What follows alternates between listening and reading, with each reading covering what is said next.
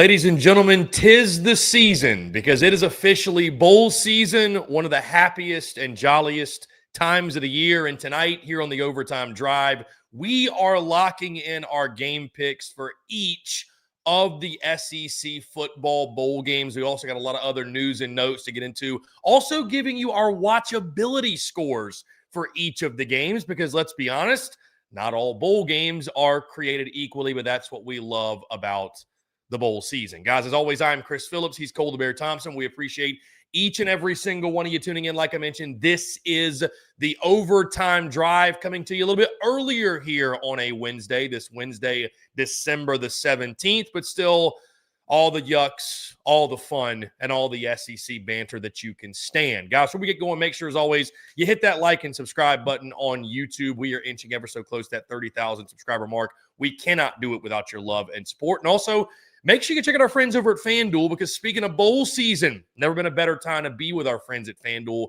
than right now during the bowl season, during the holidays. You can sign up today at FanDuel.com/SECU to join today and get started with $250 in bonus bets when you win your first $5 bet. Once again, that's FanDuel.com/SECU to get in on the action today.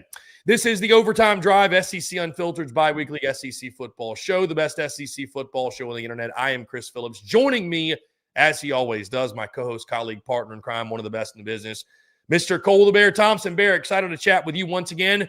Excited to lock in some picks for some bowl games, bowl season, despite what some may say is not totally dead. There's some of us out there that still thoroughly enjoy these games. I know it's a little bit on life support. We can talk about that more in depth, but we got some exciting matchups. We got some exciting games. We got some intriguing games nonetheless, even though maybe right now we don't even know who's going to be playing in some of these ball games. But hey, doesn't matter. I'm excited to be here chatting with you, and we got more football to talk about, my friend, which is the most important part of all this. You're really going to twist my arm and have me sit up until 11 p.m. watching Jacksonville State take Troy down to the wire? You of all people earlier today mentioned that Byron Brown and Colton Joseph for Old Dominion and USF, they're not playing in their bowl game tonight. You want to know who's going to have a happy time sitting down watching the backups of the backups come on in and make plays? Yours truly.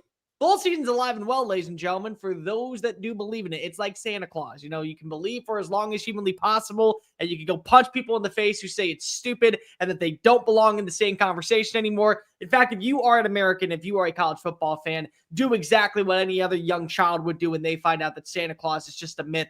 Sock them in the face, tell them to sit down, shut up, and let me enjoy what I consider to be the greatest 2 weeks of my livelihood every year. And on that note, by the way, as we speak, Bear, one of these games, obviously, of course, Old Dominion, South Florida already started. I told you, and I posted this on social media, that I was like, hey, you know what? Like, it didn't feel like bowl season yet, admittedly, as weird as that sounds. We had the LA Bowl. I guess it was Monday night. We had, I don't even remember what the name of that bowl game was. I'm like, I feel like I'm not in the spirit as much as I should be. So what did I do? I threw down a 2-game parlay and said, you know what? Let's get some skin in the game. Let's get ourselves fired up. Let's lose a bet or two, and that'll really get us warmed up, right? It's kind of like you got to walk a guy if you're a pitcher. You got to take a punch to the face if you're a boxer. You got to take that first lick when you're on the football field. Give me something to get the juices flowing. So I would love to win, but, you know, losing a 2-game parlay, I can't think of a better way to get myself warmed up and really excited, get the blood flowing into bowl season. So just when you win that money tonight, go ahead and drink it away because that's really positive for you. You'll end up being in the warm spirit. Your body will feel better because of it. I promise you'll be fine. Everything will be good.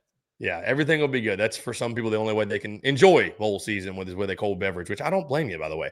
Guys, before we get rolling, really quick, couple quick housekeeping items to get into. Like I mentioned, we've got a jam-packed show. Quick update on the Overtime Drive schedule. Of course, this is going to be a busy weekend for us. We got games on Friday and Saturday with the college football playoff round 1, so you can expect the usual. All the reactions, all the game breakdowns. We're going to be in Oxford this weekend. More on that in just a second.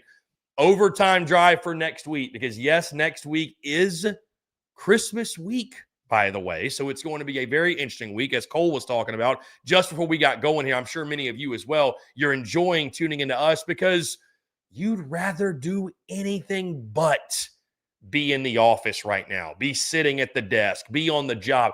Everyone is mentally checked out. Cole, I remember the days that I worked in the corporate world, and really the entire month of December, but about a week before Christmas until New Year's, I was like, I didn't want to be talked to.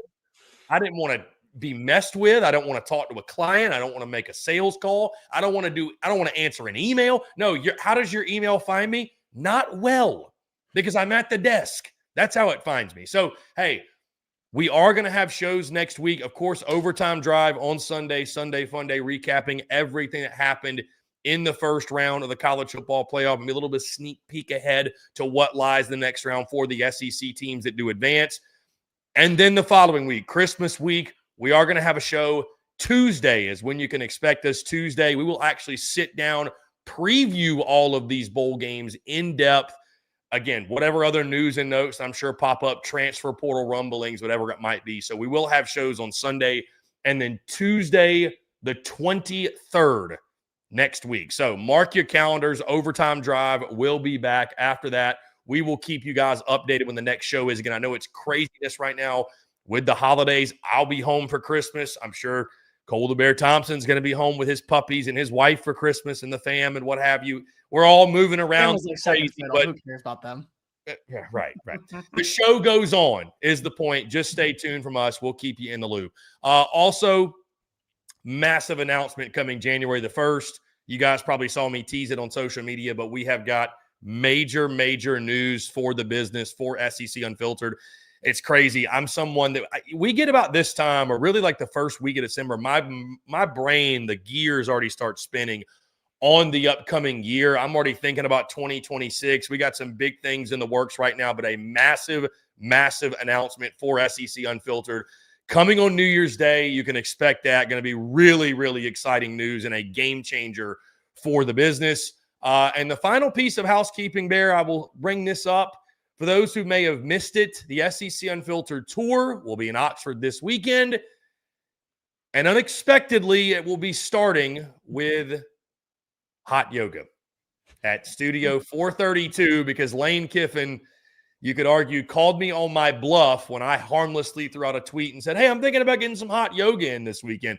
What studio should I go to? And tagged Lane Kiffin. Well, he decided, say less. I'm going to respond to you with the simple numbers 432, which of course is Studio 432 in Oxford. So we got the class booked, 12:10, the hot yoga class in Oxford, Mississippi. That's how we're going to get our weekend started on Friday. So looking forward to it. It's going to be electric content. Might have to recreate some of the Lane Kiffin poses from the studio. Just put your shirt on. I don't need to see you without a shirt on. I'm praying to God. If you're taking photos. It feels like 150 degrees in there. You know what? Sweat it out, buddy. Get covered in your sweat. No, Lord, I'll probably keep the SEC Unfiltered shirt and be good for the branding for the That's what I'm saying. We're already there. We're already going. When everyone is zigging left, we're zagging right. And now we're going to be doing hot yoga in the morning. I mean, listen.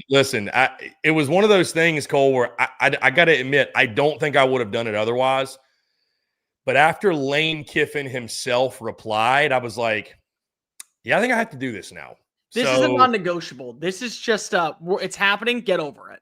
Yeah. So we'll be embarking to Oxford early Friday morning to make sure that we are there in time at Studio 432 to get in our hot yoga class. So the way that Lane would intend us, we start the weekend, which a hilarious start to the weekend. Got a feeling that SEC Unfiltered, we're going to be the talk of the hot yoga class. We've already gotten them reposting us on their story and comments on different things. And it's going to be a fun time. It's going to be a fun weekend, no doubt, down on the Grove and with the hottie toddy folks. So either way, on that note, Bear, let's lock in some picks for these bowl games. I'm going to wait to throw up the graphic. We've got the pick 'em graphic that, of course, you can refer to on social media if you want to right now. I'm going to wait till after, because I got a feeling, Bear, we're going to have some very interesting conversation about some of these games as we pick them, and specifically giving the watchability scores here. So essentially what we're going to do, guys, as we pick the games, it's very simple. 0 through 5, 0 being I'd rather literally watch paint dry or grass grow,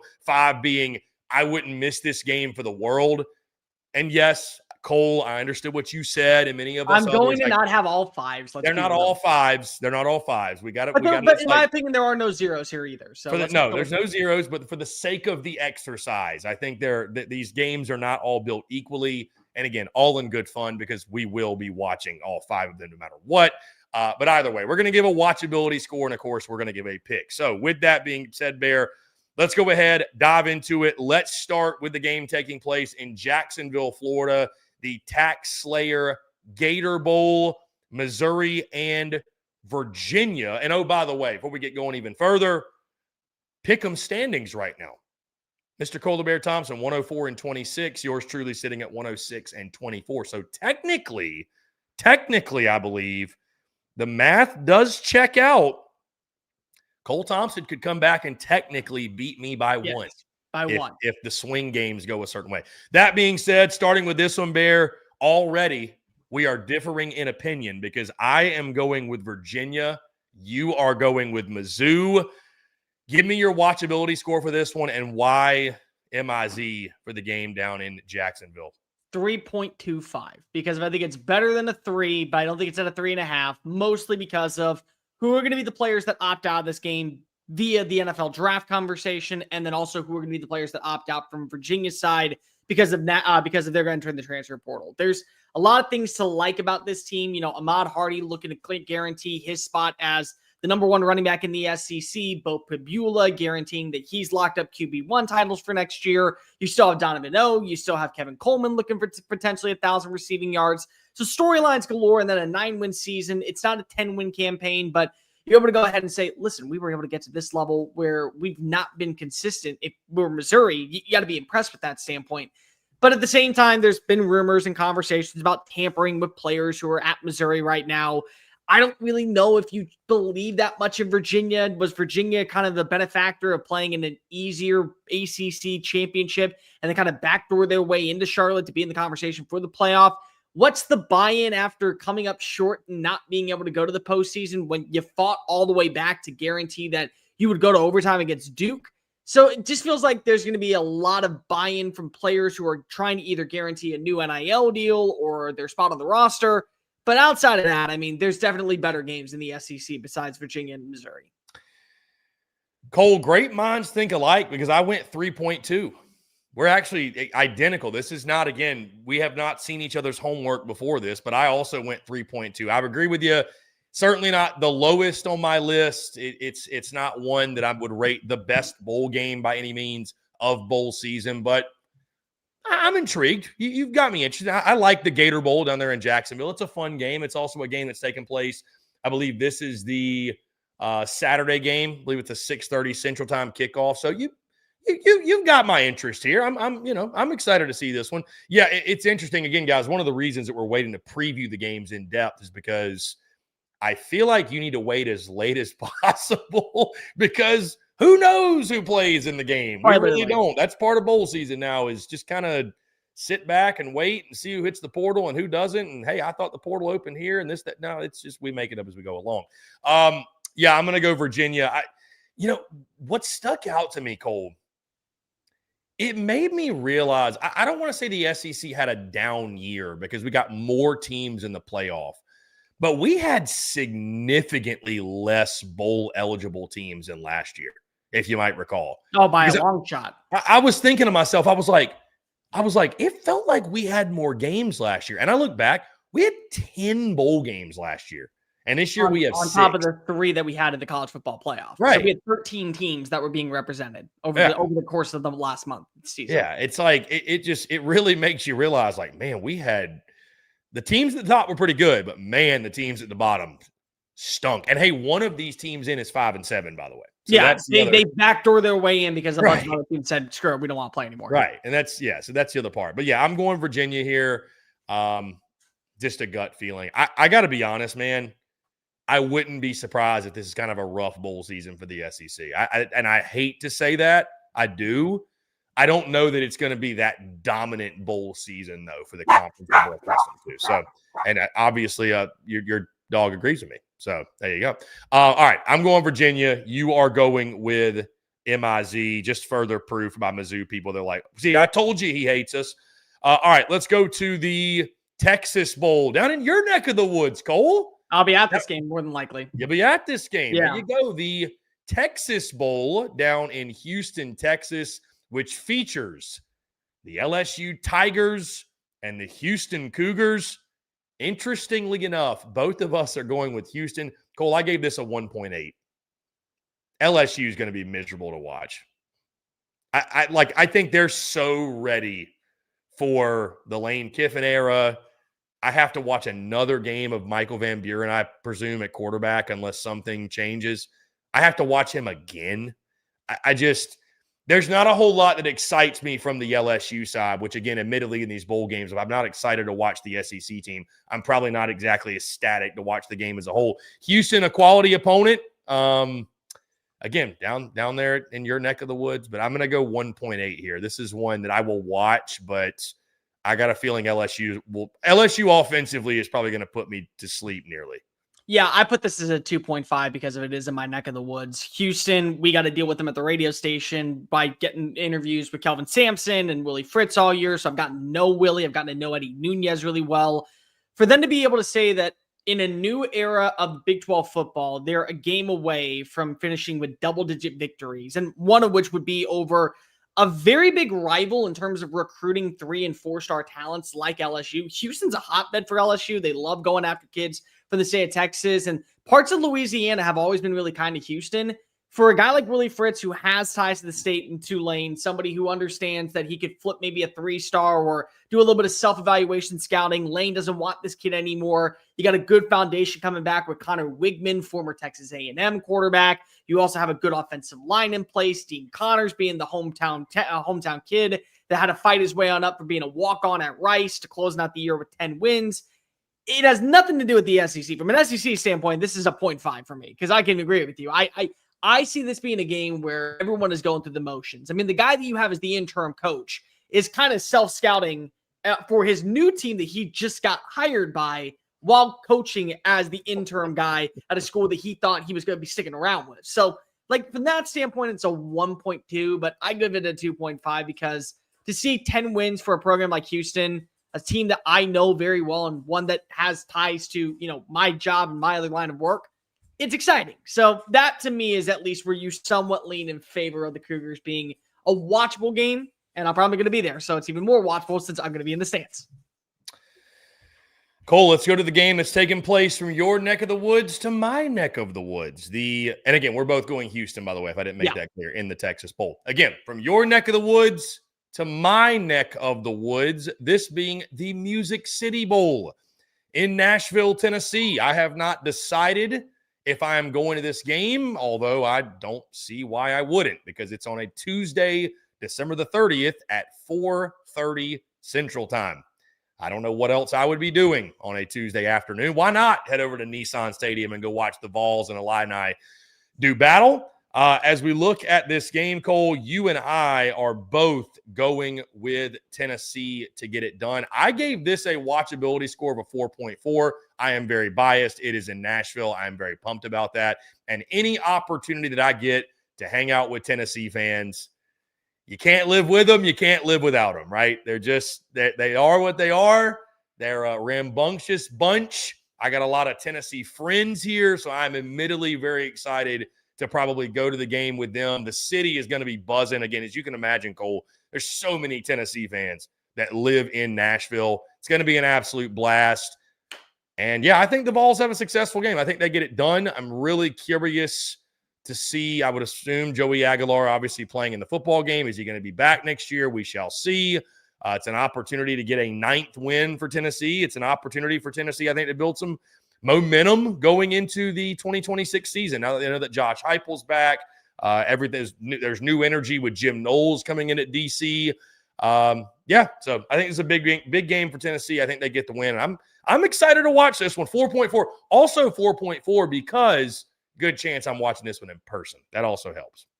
3.2 for me, just because of you do have the opt-outs. Defensively, you are a mess. Right now, you don't have a coordinator that is on the current staff because Tim Banks no longer is running the show. So will Jim Knowles have a say in the defensive formation? Will somebody else be calling the plays? It's a little worrisome. I'm going to be completely transparent. The other thing is that your number one wide receiver is already off to the NFL draft. So Chris Brazell has already made it clear he's not going to be a part of the team. He is moving off with his life. And credit to him, he had a phenomenal year, and he could end up being a top 40 pick because of what he was able to accomplish. But still, you're now going to ask for other players to have to step on up in the wide receiver position.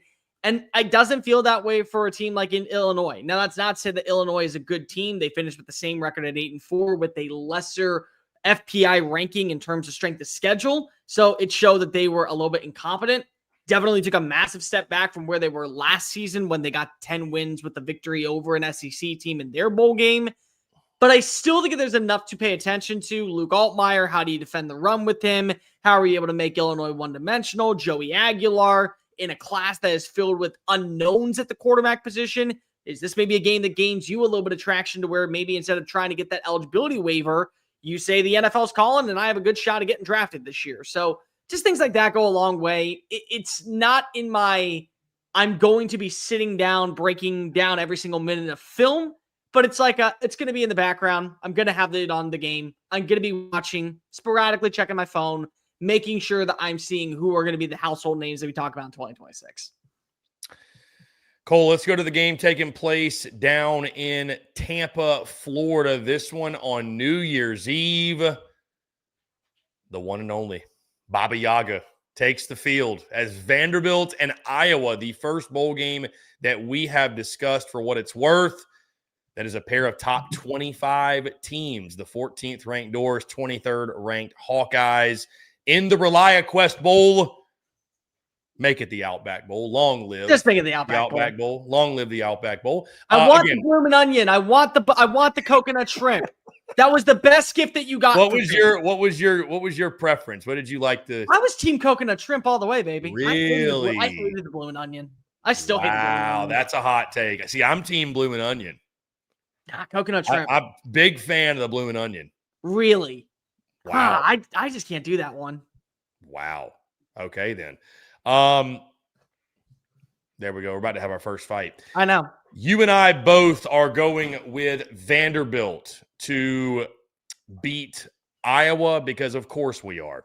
Diego Pavia ain't losing his last game. I've got this one at a 4.1 watchability rating. I also had to rate it a little bit lower than I probably wanted because at this point I'm having a tough time beating the accusations that I am a closet Vanderbilt homer with all my defense of Diego Pavia on the timeline of late, which has gone stupidly viral.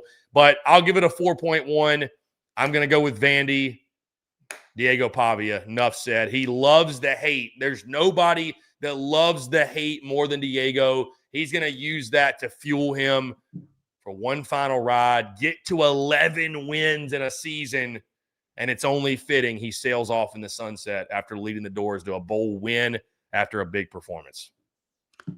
You can go ahead and say that your fandom of Vanderbilt gets in the way of this prediction. That's cool. This is a 5.2 for me, ladies and gentlemen. This is the best of all the games out there because this is an opportunity for Diego Pavia to truly back up what he said. Now, I have no problem if you want to go ahead and run your mouth and then call out all 168 voters that made you the first place option and then say, screw them, screw everybody at this point because you all are terrible individuals. If you want to go about it that way, that's fine. But you better make sure that when you have an opportunity to come on in and back it up against a top 10 defense in Iowa, you're able to deliver on that standpoint. Iowa's got the number 8 scoring defense in college football. They have the number 8 total defense in college football. They're great in coverage downfield. And you have been an explosive offense. You rank top 20 in multiple categories, including total yards, including passing yards, including scoring, including red zone efficiency. So make sure that you leave no doubt for what the voters were missing when they saw you and they said, you know what, we're not going to give you the award. The best way to do so, guarantee that you get an 11-win season, guarantee that you are the MVP of what is always going to be known for me as the Outback Bowl, guarantee that you beat the brakes off of a defense that people love to salivate over and say Phil Parker is the GOAT when it comes to play calling. And I think all those things are going to happen. I see this team being very balanced and very physically, mentally prepared for this matchup, which means this may be the last time that we ever see Diego Pavia play football again. So at this standpoint, I'm sorry. I'm going to be very much enthralled into a guy I have invested 2.5 years of my life watching from the time that he was playing at New Mexico State and starting to gain traction for himself as a legit player that we have to pay attention to. I want to watch him go out in style. That to me makes this easily the best game of all bowl season, not just for the SEC, but I'm going to go as far to say for all of the matchups that we have in 2025. Yeah, New Year's Eve game at Raymond James Stadium, an 11 a.m. kickoff down there. I may cry. I'm just letting you know, Chris. I may end up shedding multiple tears that day. That is prime time real estate. Nobody talk to me. We're shutting the blinds in the house. We are blackout curtains. We are fixated on making sure that we are going to a funeral of the Iowa Hawkeyes and celebrating the life and times of Diego Pavia out in Nashville, Tennessee. That's what that game is. Bear, I got to get to this comment really quickly. Which, by the way, guys, leave us your questions, your comments. We'll get into all those into the show, throughout the show, I should say. Our guy, YT Mars, says, bro, how can you not like a blooming onion? What do you have to say? I don't get it either. I mean, what did a blooming onion do to you? I feel like it clears the coconut shrimp by a mile. Okay, so I'm not a big onion person already. I've already just like, it turns me off to a certain extent. If it's not grilled properly, then I'm already not for it. Then the sauce that they have with it. I don't know what is the dipping. The dipping sauce to me is not good. And so if you're already giving me something that I'm not going to want to pay for and indulge in, then you give me a sauce to where, here, use this as a chaser to be able to go ahead and drown your sorrows. I'm sorry. It's like, yeah, you know what? I'm guzzling down beer in the process because that's the only way I can find any bit of joy in my mouth. So, sorry, onion doesn't work. The sauce doesn't work. The breading doesn't work. If you're making me basically buy a second beer because of you need me to guzzle this down to enjoy the intoxication of what is a blooming onion, it's not for me. It just isn't. I haven't been to Outback Steakhouse in forever. I haven't either. You know what? You know what I'm going to do? I'm going to go buy, just because of YT Mars in the comment section. The next time I go, I'm going to make sure that we have a blooming onion and we're going to talk about it on a Tuesday night or on a Wednesday night. We are, and I'm going to give a full review on what's changed. I mean, listen, I've never had the coconut shrimp there, so we'll do that for each other. I'll have the coconut shrimp, you have the blooming onion, and we'll discuss. Am I weird for not liking the sauce? I mean, I love the sauce. I'm a huge sauce guy in general, though. I just like there's some people that swear off cane sauce or Zaxby's sauce. I'm like, I like them all. I don't know. Now, I will say, because I see it in the comment section here, and thank you for Sandman for bringing this on up. The most elite food for an appetizer, still to this day, in my opinion, is getting chili con queso and getting chips and salsa from Chili's. That, to me, I'm seeing this thing with Mythical Kitchen, like it's a YouTube channel where they're always having these celebrities on talk about their last meal. One of my last meals would be Chili's with their chips and queso and having a side of the salsa. That is the best salsa that I've ever found at a restaurant. I will die on that take. It's horrible that's Chili's, but I'm okay with that. Oh, me and my squad love Chili's. Let me just put it that way. We are big fans. The triple dipper. Twist my arm. I'm always there. Give me that. Triple dipper. I'm in. Say less. All right. I'm getting hungry. Let's keep this moving. Yeah. Let's go to the game taking place also on New Year's Eve down in Orlando, Florida. I know Texas fans are just thrilled to be playing in the Cheez-It Citrus Bowl against the Michigan Wolverines. This game was already interesting, but now with the off-the-field craziness, Sharon Moore doing some things he shouldn't have done, getting fired, going off the deep end. Yeah, this one, this one, admittedly, because of the drama, it's a 4.8 for me. This is my highest rated game. God, the storylines around this game are just mind-blowing to me. Like some of the stuff. I guess Bryce Underwood's going to play. His name has been really hot topic in regards to the transfer portal. Is he a guy that's going to enter? Obviously, we now know Arch Manning, which we knew, but now we know he's coming back in 2026. You and I are both going with Texas in this football game, which I don't think is surprising. I would be absolutely stunned if Michigan, head coachless, came out and beat the Texas Longhorns. But I'm excited to watch this game. I really little New Year's Eve afternoon, just weirdness, just straight up weirdness in this football game. Well, the battle of the Biff Poggi is going to be on the sidelines, and we're going to see him without sleeves. He's going to have a cigar in his mouth. Just the vibes alone might end up carrying the weight for Michigan to get a win, a very impressive win. And maybe Biff Poggi afterward is just named the head coach because of what he was able to do against Texas. To me, this is a 4.75, and the main reason is, number one, who are the guys that you're looking at next season for Texas that can start setting the standard right now? Because it's already been reported that Mookie Taft is off to the NFL draft. Trey Moore is off to the NFL draft. Anthony Hill is off to the NFL draft. It's been reported that DeAndre Moore is not going to be playing for Texas much longer. He plans to enter the transfer portal. Several offensive linemen are either entering the transfer portal or going to the NFL draft. You don't have C.J. Baxter anymore. So this is an opportunity for Texas to kind of have a good foundation in place for what to expect in 2026 behind an Arch Manning. What do you get with the Parker Livingston? Is Ryan Wingo going to use this as a game to where he will decide his long-term future for staying on the 40 acres? And then on the flip side, how much buy-in do you have for Michigan when right now all the players that you're looking at, they don't know who's going to be leading them in 2026? I mean, Bryce Underwood is the big name, but you got Justice Haynes is coming back from injury. You got several big-time wide receivers that are going to be coming on back. You got multiple defensive linemen who were highly recruited by Wink Martindale, who may not be a part of the staff, because of whoever's going to be the next head coach coming on in. So why would they want to suit on up? So it's just interesting to see the way that you go about it. Steve Sarkisian was very adamant to not pull a Notre Dame and drop out of the bowl game. Said, no, we care about bowl games here. Well, all right, let's see. Are we going to watch as Texas does just enough to care about the bowl games? Or are we going to see this be more so we're here because of we just didn't want to take the fine and we want to at least get a little bit of money and revenue distribution from TV markets?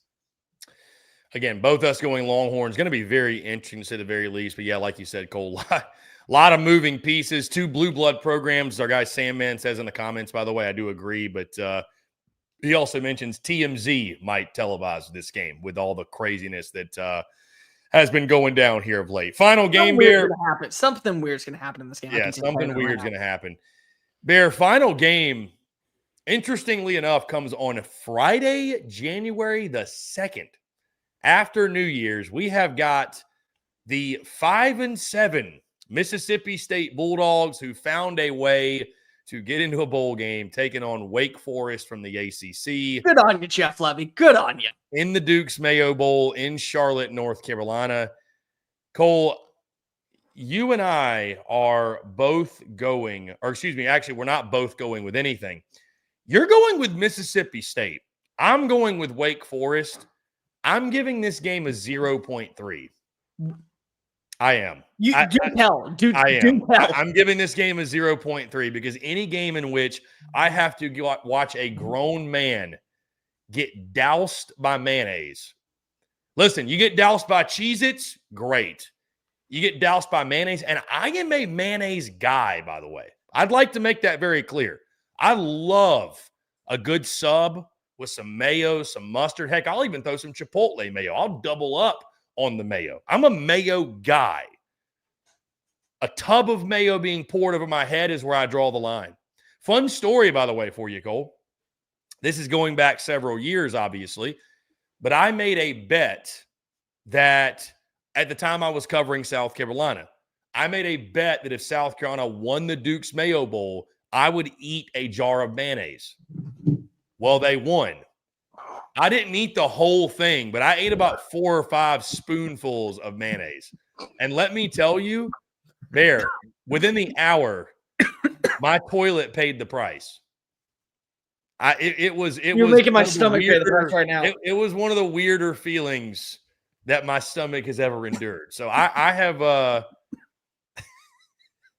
I've had my run-ins with mayonnaise. So 0.3. Let's retire the dousing of the coach with the mayonnaise. All due respect. The Duke's Mayo Bowl is a great follow on social media too. I hate to rain down and talk negatively on the great people of the Duke's Mayo Bowl, and especially my people in Charlotte. But I could do without watching a head coach get doused with mayonnaise. That's where I draw the line with mayo as a mayo supporter. So I think you obviously are not a fan of mayonnaise. I think that mayo is. No, you can't eat a sandwich with mayonnaise on it. I will tell you, I personally have said this on multiple occasions, and I'm okay with admitting it here. I believe that mayonnaise is what we call the devil's secret sauce. He is having a way to get that put into jars, and he's tricking you into eating it. So I shouldn't make a bet that if I'm wrong and Mississippi State will. If you end up bringing mayonnaise on for a segment, I am going to I'm going to do this. And then I'll come right back in. I'm not watching. I'm not doing it. No. That video is still on the internet, I think, by the way. Oh. Yeah. Okay. Mayonnaise aside, the condiment that Satan himself decides to procreate every single afternoon and then sell for $4.99 on the shelves. This to me is actually a 4. And the reason why is because this is the start of the Kamario Taylor era. This is going to be the first time to where we see Kamario Taylor have full advantage of playing against a team outside the SEC that I honestly think that he's going to feel pretty confident in beating. And then a win like this, if you're able to beat Wake Forest, a very good Wake Forest team in the ACC standards, they went 8-4 year one with a new head coach. Imagine what that does for you going into the transfer portal rankings. This is a team that has made it clear they want to spend in year 3. This is a team that said that they want to get better when it comes to protecting their quarterback.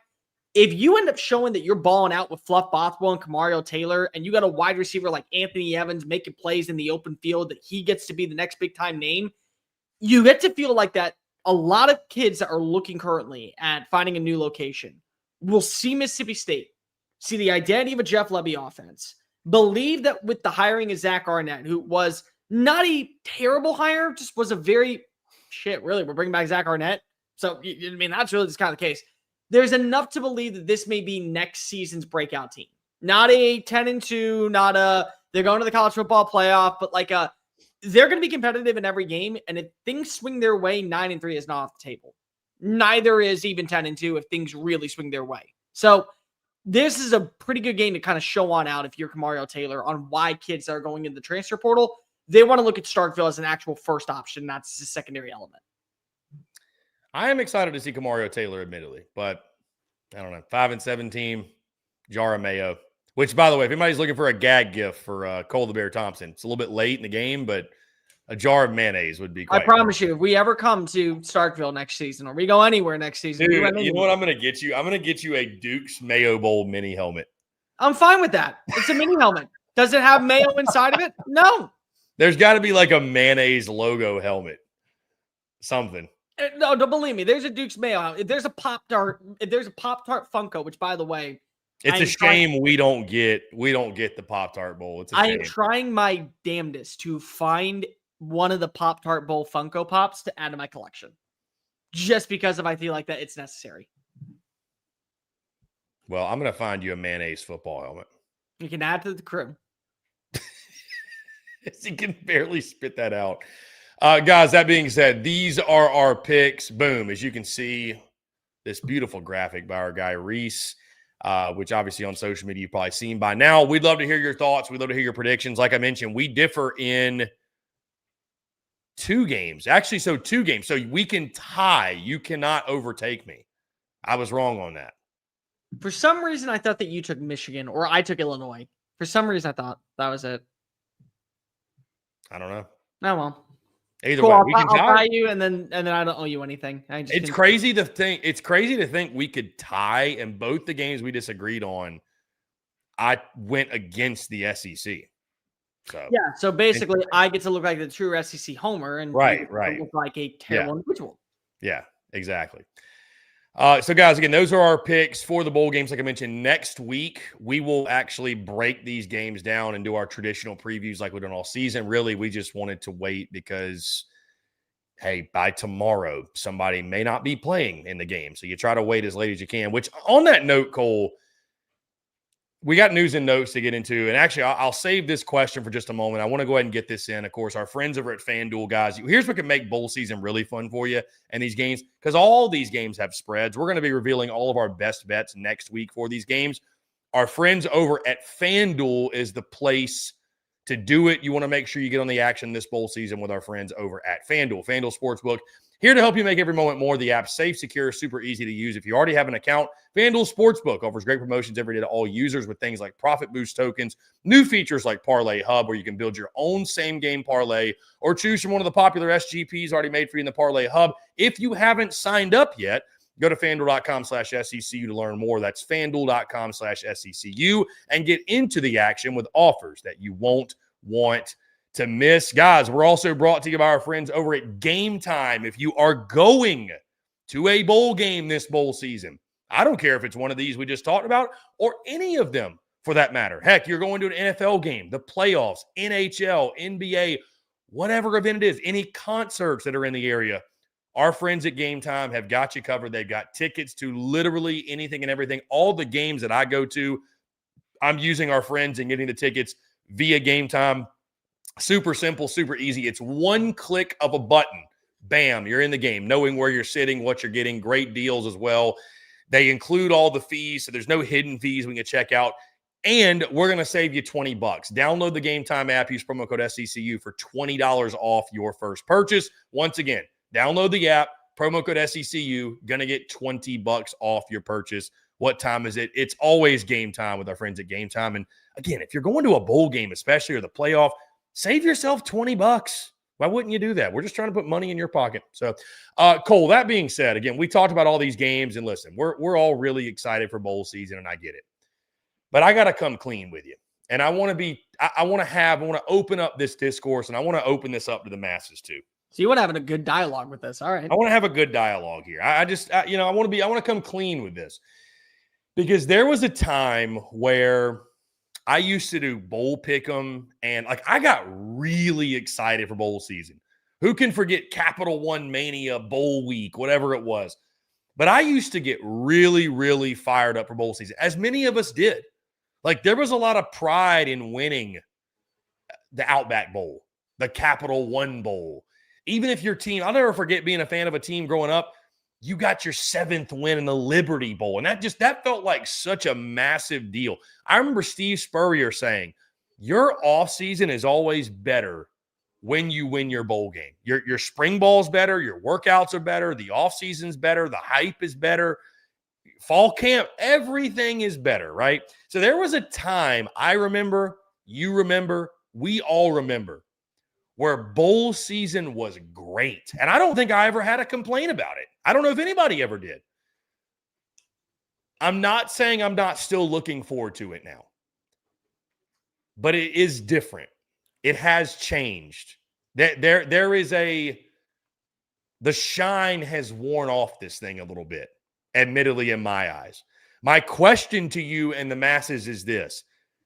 Is it just the reality of where we are, or can we fix bowl season and restore it to its former glory? And I feel like I know what you're going to say by the look on your face. It's still great. I'm not saying it's not still great, but you have to admit it's not what it once was.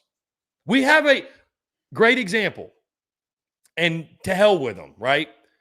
But we have a team in Notre Dame that literally decided just not playing was a better option.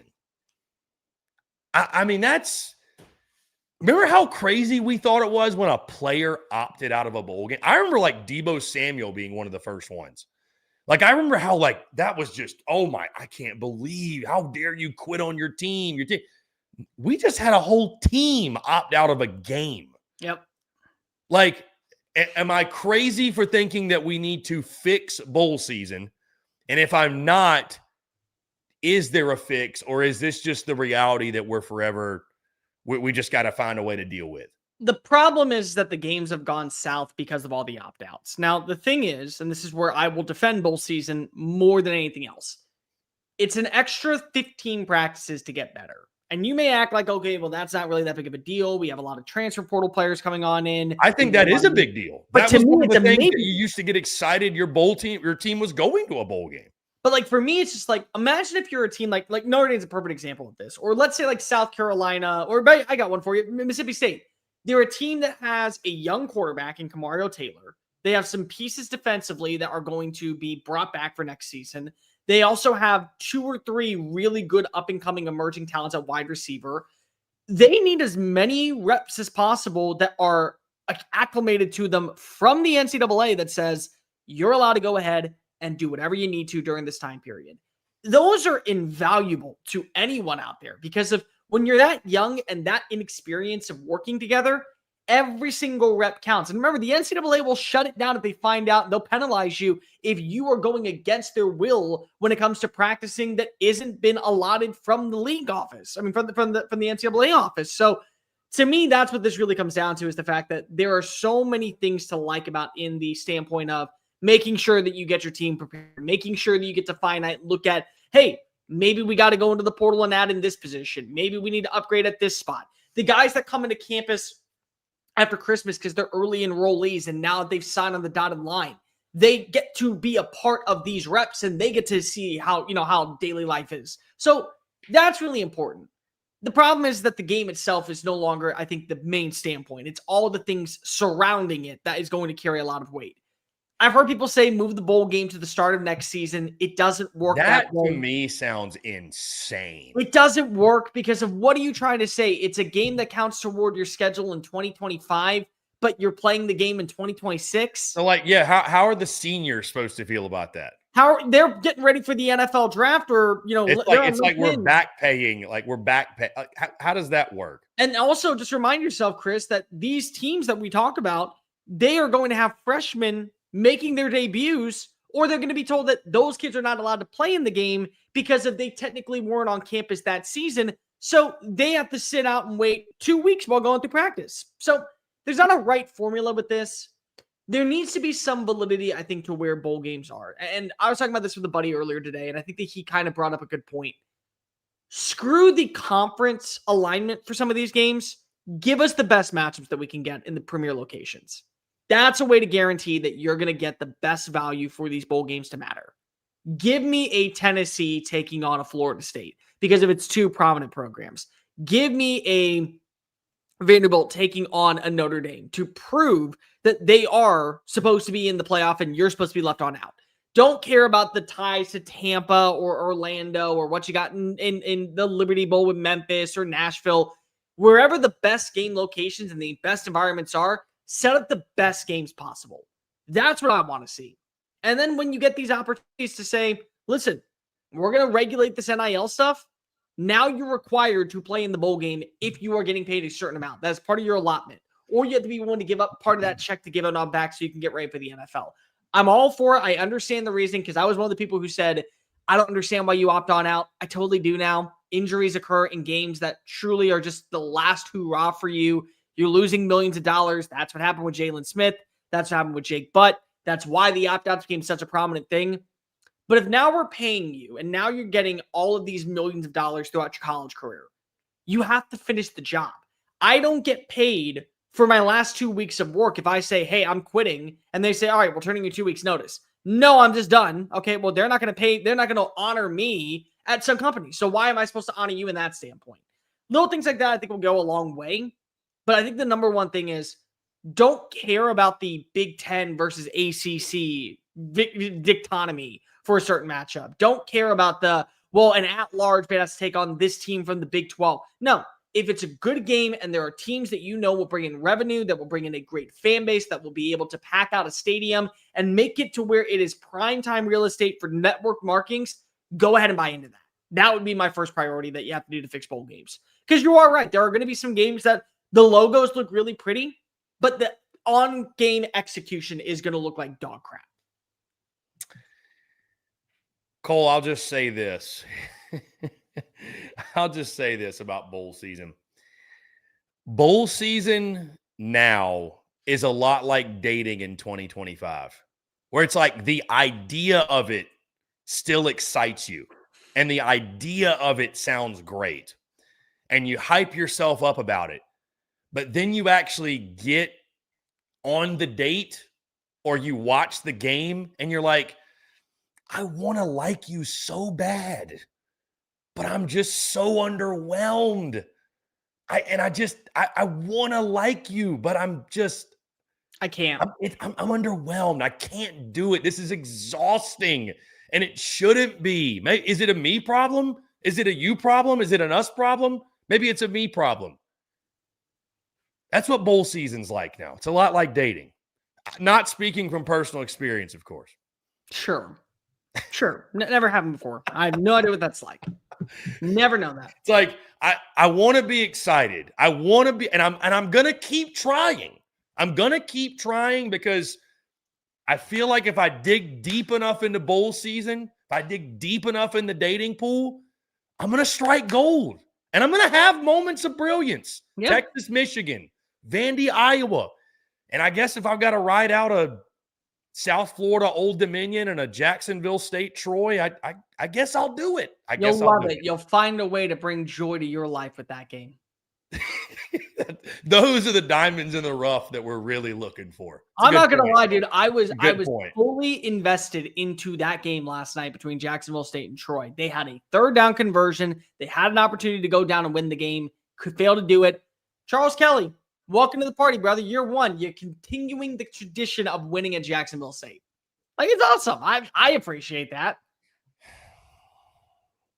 I don't know. I just, yeah, we'll see. We need this bowl season to deliver. You're right, because you're right. At the end of the day, if the games are elite, if the games are electric, doesn't matter who's playing. Just give me thrillers, give me close games, give me down to the wire finishes, and maybe let me hit a bet or two in the process. So tonight, by the way, we are, I believe it's 10-7 at half. We've got South Florida and Old Dominion. So we're still in it. We got South Florida 3.5. So we're on pace. We're fine. All right, Cole. We got a couple news and notes to get into. Let's get into some big news actually happened over the last couple of days. Let's start with this. Frank Wilson is headed to Oxford to take the same position at Ole Miss. It's been so weird, by the way, to see Ole Miss and LSU just essentially exchanging coaching staffs to a degree. We also know the general manager from LSU is over to Ole Miss, but I want to focus on this Frank Wilson thing because this is the thing that LSU people, they cannot stop talking about it. We've seen some freak out from the LSU side. Ole Miss fans are obviously reveling in it. Cole, I'll ask you a question I've asked you many times. Frank Wilson to Ole Miss, big deal, little deal, or no deal? Not a little deal, not a big deal. I would say it's a important deal would be the right way to have it, because the way that I view it right now is you're getting a guy that knows the running back position. Number one, look at the laundry list of names that he's been able to develop throughout his tenure, whether that be at UTSA or whether that be at LSU or whether that be around the SEC. The guy knows running backs. The other thing is that this is an opportunity for you to be able to target names that currently are on the roster with LSU to kind of prepare yourself just in case things go south at your position. Because Caden Durham is not going to want to be splitting reps with Keywan Lacey. And I think that Caden Durham at his peak could end up being a 1,000-yard runner. So you have a good contingency plan in motion to where, hey, Kevin Smith is going down to Baton Rouge. He's taking Keywan with him. That's really cool. Caden's coming with me, and so is Harlem Berry. Harlem Berry was a kid that was on the verge of not committing to LSU before Frank Wilson was able to flip him. So, like, that's a kid that they don't want to lose. That's somebody that they think has all the potential in the world. If Frank is going to Ole Miss, and they're not, and they're saying that we're bringing in Keywan Lacey, guess who's going with them? So you kind of put yourself in a good position if you're Ole Miss to say, we hired an offensive coordinator that already has a good understanding of what has worked in Oxford in the past. We also have hired a really good running backs coach that is exceptional on the recruiting side of things. And we're kind of sticking it to Lane Kiffin in a lot of ways because of Frank Wilson is beloved in the state of Louisiana. Like, one of the things that we constantly heard throughout the entire process of Lane building his staff was, number one, don't let Blake Baker go to another team. Number two, keep Frank Wilson somewhere on this staff because if he is important to what the community is about and what it means to be able to recruit in the state of Louisiana. So there's a lot to like about what this means for Ole Miss. But at the same time, if you're getting Kevin Smith to go with you from Oxford over to Baton Rouge, it's not like you're downgrading by much when it comes to the persona. He's also going to be able to probably swing some players that are dire essential names to come follow him when they're out of the college football playoff. So it's like a win-win in certain ways. It just feels really interesting that a guy like Frank Wilson, so prideful to LSU, well, we're making fun of Lane Kiffin for leaving his team to go join forces with a rival. Well, now we're doing the exact same thing. Frank Wilson, he's saying goodbye to Baton Rouge and going to join forces with the rival that they get to face off against in week 3 next year. Yeah, this whole Ole Miss LSU swapping of it's weird, man. It's just been very, very odd how they're just trading with each other, it seems. This was a big one, though. Yeah, I think Ole Miss fans have really enjoyed reveling in, because LSU people have been freaking out today. They have been all over the timeline, folks that we know that cover LSU trying to talk people off a ledge, if you will. And yeah, at the end of the day, listen, probably the relationships that he held within that staff and within that state are the bigger part of this. Like, you can go find another good running backs coach. I don't think that's necessarily something that's going to be a detriment, especially for Lane. But yeah, I mean, I think anytime you lose a guy off your staff that has the level of relationships that Frank Wilson has, how you replace that's going to be really interesting. But I will say this too, that shows on all these recruiting sites, you can see all the guys they've signed. Let's be fair. A lot of those guys that he signed, they probably were going to go to LSU either way. Again, we talk about it's a place that recruits itself. Not to take anything away from Frank Wilson, but it's a place that recruits itself. It really does. But hey, good pickup for Ole Miss. Hell of a pickup. Hey, Pete Golding, I hear you. I hear you, big dog. I hear you. This is a shot in the arm for them. So, yeah, just very I'll say it's a little deal just because it's not a big deal, because I think both sides are going to win in this trade. Yeah, that's the thing, is that it's a deal. It's quite literally a deal. Yeah, you get Kevin Smith, we get Frank Wilson. That's it. I think Kawan Lacey's going to go to LSU. And I think that Caden Durham and Harlan Berry are going to go to Ole Miss. So it's like you're quite literally just trading parts of your offense. That game in week 3 is going to be just outrageous. Outrageous. Cole, let's get into this one. Aaron Philo, Georgia Tech quarterback, has entered the portal. There is a lot of speculation that he may be heading to Gainesville to join his former offensive coordinator, Buster Faulkner, down there with John Summerall and company. Is he the next Gators quarterback? And if so, let me ask you this. Better question's this, because he may end up going to Florida. But the rumors that they're going to pay him $3 million are outrageous. Are they not? I mean, I don't know a lot about this kid, admittedly. I watched a little bit of tape on him that was posted on social media. He hasn't played a ton. And these numbers are all speculation. I mean, who knows what the real number is? But any thoughts on if this kid does end up in Gainesville? Is this the answer at quarterback for John Summerall? What it is it's a contingency plan to be able to get your quarterback, is the way I would put it. So I've heard some people brought this up before where, like, Lane does this all the time. Lane Kiffin is the master of pushing for a quality backup while having a guy that he believes can be the starter. And remember a few years ago, he brought in Spencer Sanders from Oklahoma State. Oklahoma State had a lot of experience. Now, Lane had Jackson Dart the year before, and he went 8-5. But Jackson Dart needed to be pushed. But you had a contingency plan in motion to where, hey, if Dart gets hurt or things go south or we feel like that he's not progressing the way that we want him to, we got somebody who knows the offensive plan. We got somebody who can come on in and kind of stabilize the ship in a lot of ways. I feel that way with Aaron Philo for a majority of things. Of just because you go out and you add in a guy from Georgia Tech because your offensive coordinator is from Georgia Tech does not mean that he is guaranteed to win the starting job. It just gives you a solid baseline of Buster Faulkner is trying to implement his offense. This is somebody that has a pretty good understanding about what are the ins and outs of the offense that you want throughout spring training, that you want to be able to kind of set a foreground. Using him as kind of an advantage to maybe take some players who are looking at maybe entering the transfer portal at Georgia Tech and saying, come reunite with Buster Faulkner and I down in Gainesville. That's what I think this move is. Again, the numbers really aren't anything to write home about. 6 career games, less than 1,000 passing yards, 3 touchdowns. This past season, he only played in, I think it was 1 game, if I'm not mistaken. Maybe it was 2. He was really poignant in that one matchup. I think it was against Notre Dame in 2024 when Haynes King was dealing with injuries. So the experience is not a lot, but the thing that you have are the mental reps and the ability to understand what are the certain non-negotiables to run a Buster Faulkner offense, which I can appreciate. I don't think that Aaron Philo is going to end up being the guy that we're saying he's the reason now Florida's 9-3. They're in the college football playoff conversation. They're finally pulling over Georgia's eyes. I don't think we're there.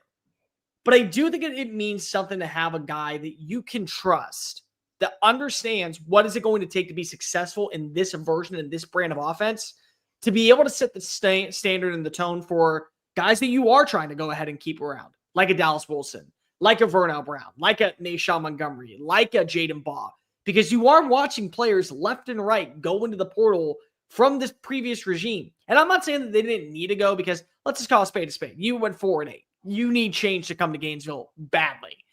But there are some names that would work in any offensive formation that you see, and they need to represent what that logo is all about, what the school colors are all about, what it means to be a Gator. Getting a quarterback who says, this is what is going to make you a superstar in Buster Faulkner's offense, because I know how to run this offense, it's a good way to set a tone of, okay, we have our dude that we know can be called upon on any given moment. We're locked in, no questions asked, we're good. Yeah, it'll be interesting to see what they do in regards to, will this be the end-all be-all, or does Florida continue to scour the market for a quarterback, which I would assume the market is such as this. You go after the best available guy, and there's probably going to be more guys. This is just the beginning. The portal is truly the wild, wild west right now. The madness, I think, is only beginning. So Aaron Philo obviously entering the portal from Georgia Tech. Speculation, he will end up in Gainesville. I do like what you said, though. I think having that guy who understands Buster Faulkner's offense will be key, whether he's the one playing or he's the one coaching up his teammates around him. I do think that is a valuable asset to have in your quarterback room. Cole, I want to bring up this one, something else that came up. Eli Drinkwitz making headlines yet again, talking tampering in college football. Just an excerpt from his comments where he said, quote, "There's no such thing as tampering because there's no one that's been punished for tampering," end quote. Here's what I'll say about this. Right message, maybe the wrong messenger. Might be the wrong messenger. I don't know if you saw the reply today from former South Carolina long snapper Hunter Rogers.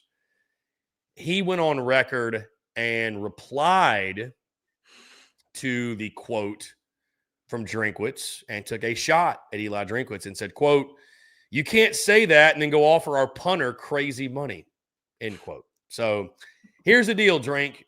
You're not wrong. I mean, tampering isn't even tampering because nobody's enforcing tampering. So it's like It's like trying to say somebody broke a law when there's not a law in place. I get it. It feels like it should be an unwritten rule, but there's no rule in place to enforce anything. Therefore, it doesn't even really exist.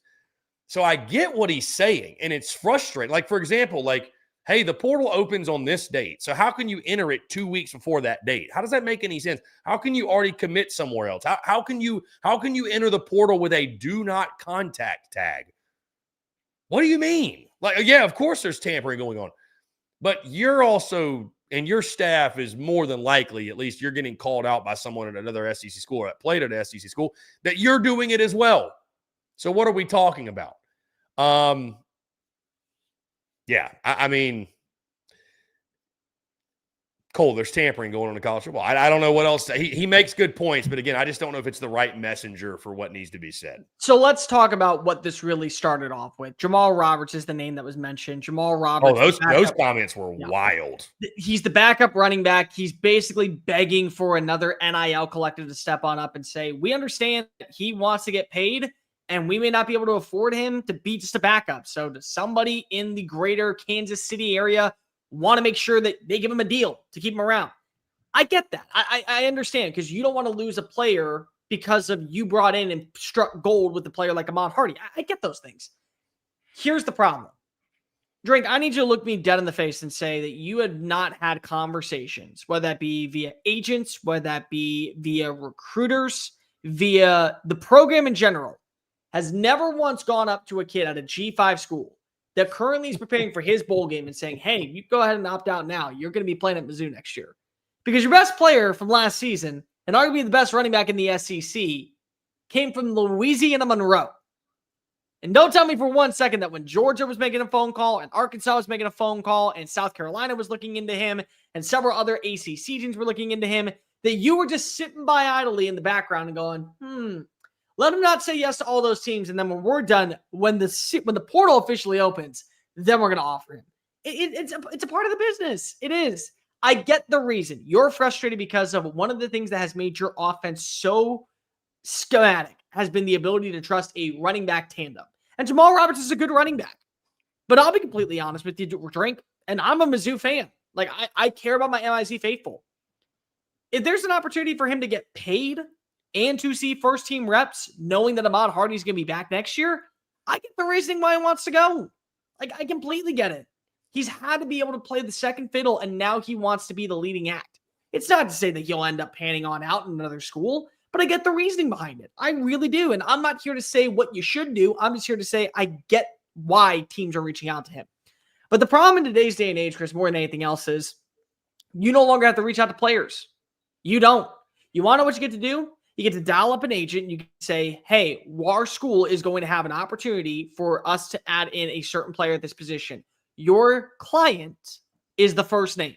That agent then can call parents first, who then tell their kids about what's going on. They then comment about it to the parents. The parents then go relay the message back to the agent. The agent then speaks to the coaches. So there's never a word that's ever uttered between the player on the field, who's in the middle of bowl practice, and the coach that currently is trying to poach him.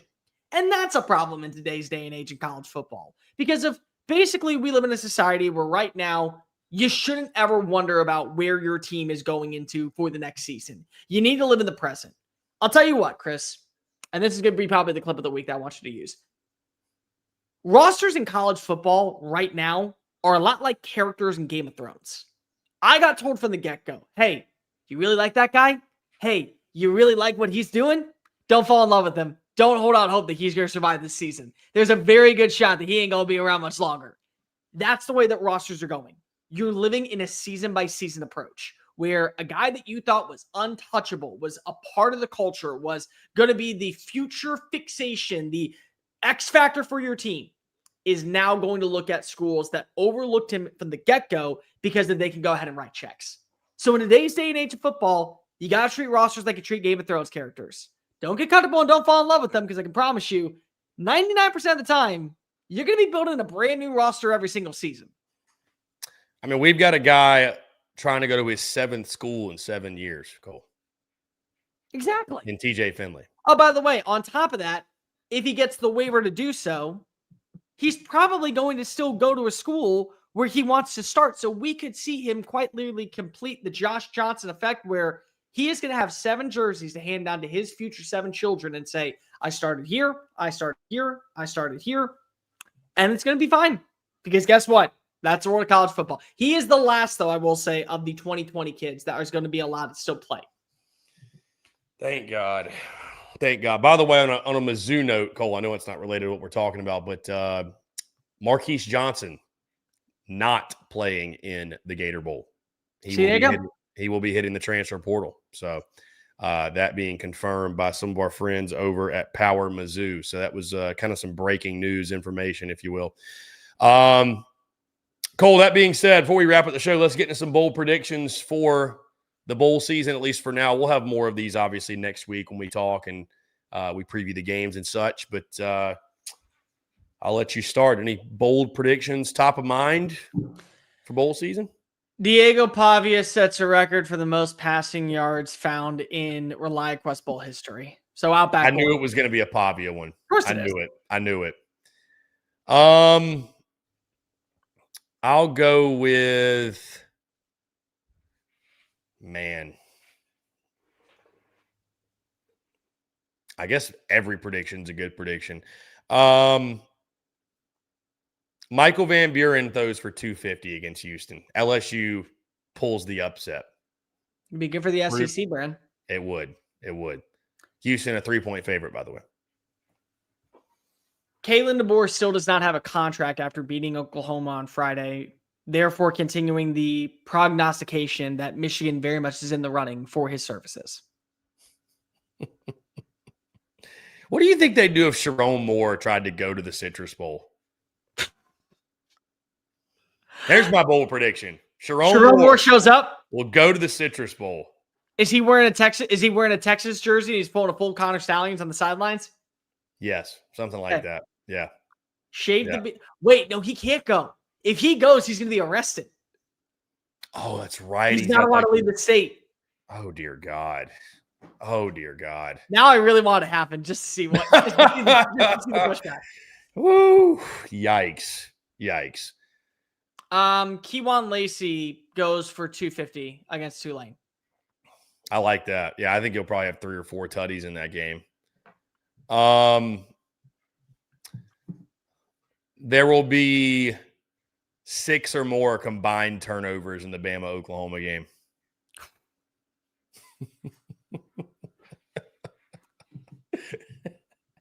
A quarterback that you did not think was going to enter the transfer portal will enter the transfer portal in the next 2 weeks for the SEC.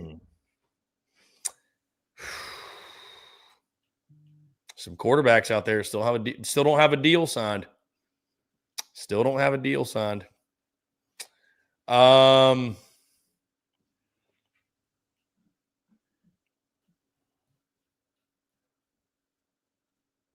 LSU and Ole Miss will swap another coach inexplicably.